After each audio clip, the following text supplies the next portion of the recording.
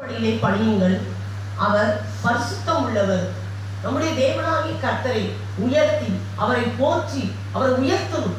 இந்த வாரம் முழுசு என்னை கண்ணி மணியை போல பாதுகாத்திரேன், எனக்கு உணவு கொடுத்திரேன், உடை கொடுத்திரேன். நான் வேலைக்கு போகும்போது எத்தனையோ ஆபத்துகள் வந்துச்சு, தூங்கும் போது எத்தனையோ ஆபத்துகள் வந்துச்சுன்னு சொல்லி, அப்பா எனக்கு உணவு கொடுத்து வானத்தையும் பூமியும் சமுத்திரத்தையும் மரம் செடி கொடியெல்லாம் படைத்தது சொல்லி அவரை உயர்த்த வேண்டும், அவரை பணிந்து கொள்ள வேண்டும். அவர் பரிசுத்தம் உள்ள தேவன். அவருக்கு நமக்கு நித்திய வாழ்க்கை தேவன் கொடுக்க போகிறார். அவருடைய அன்பை நாம் புரிந்து கொள்ள வேண்டும். அசட்டை பண்ணக்கூடாது. கர்த்தருடைய வார்த்தைகளை அசட்டை பண்ணக்கூடாது. அசட்டை பண்ணிவிட்டால் அவர் நம்மை அசட்டை பண்ணிடுவார். ஒரு ஆபத்துகளை நோக்கி நடந்து கொண்டிருக்கிறோம்.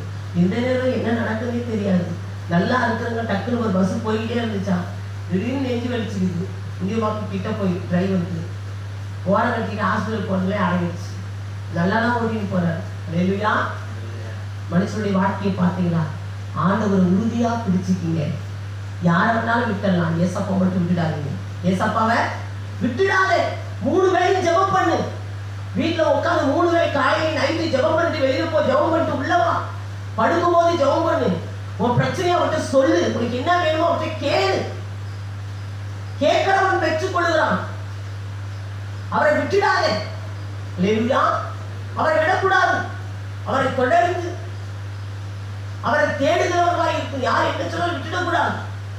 பிரச்சனை குடும்பம்னா அதுக்கு ஒரு பிரச்சனை போராட்டம் இருக்கதான் செய்யும். அதுக்காக ஜெபத்தை விட்டுடக்கூடாது. அதுக்காக சபைக்கு வந்து விட்டுடக்கூடாது. அல்லேலூயா. எந்த சூழ்நிலையிலும் கர்த்தரை ஆராதிப்பதை நாம் விட்டுவிடக்கூடாது. ஆண்டவரை தொடர்ந்து நாம் ஆராதித்துக் கொண்டிருக்கணும். நாங்கள் காலையில் ஆராதனை பண்ணுவோம், இப்போ சாயங்காலத்துக்கு யாரும் வந்தாலும் வரட்டாங்க. நாங்கள் இந்த நேரத்தை என் கடத்திற்காக கொடுக்குறோம். எங்களுக்கு ஒரு பிரச்சனை நிச்சயம் எங்களுக்கு தேவன் காப்பாற்றுவா. இல்லையா? எங்களுக்கு ஒரு பிரச்சனைனா நிச்சயம் தேவனுடைய பாதுகாப்பு எங்களுக்கு தொடர்ந்து நாங்கள் வருவோம். தொடர்ந்து கர்த்தரை ஊழியத்தை செய்ய தொடர்ந்து நாங்கள் ஜெபம் பண்ணி கொண்டிருப்போம். நாங்கள் இந்த நேரத்தை என் தேவனுக்கு கொடுக்குற நேரம். இல்லையா? காலையில் ஆராதிச்சுட்டேன், சரி பரவாயில்ல முடிச்சு விட்டுட மாட்டோம். இன்னும் ஆராதித்துக் கொண்டேதான் இருப்போம். இல்லையா? எந்த நேரம் எந்த சமயம் கிடைத்தாலும் கர்த்தரை ஆராதிப்பதை நாம் மறந்துவிடக்கூடாது, விட்டுவிடக்கூடாது. கர்த்தரை ஆராதிப்பதை விட்டுவிட்டால், நாம் மறந்துவிட்டால், நம் நேரத்தை வீணாக்கி கொண்டு விட்டால் சாத்தான் நாங்கள் வந்து குடியிருப்பான். சின்ன பின்னமாக்கி சீரழிச்சு எப்படி சமாதான குறைவு, அடிதடி, கர்த்தருடைய வார்த்தைக்கு கீழ்ப்படியுது.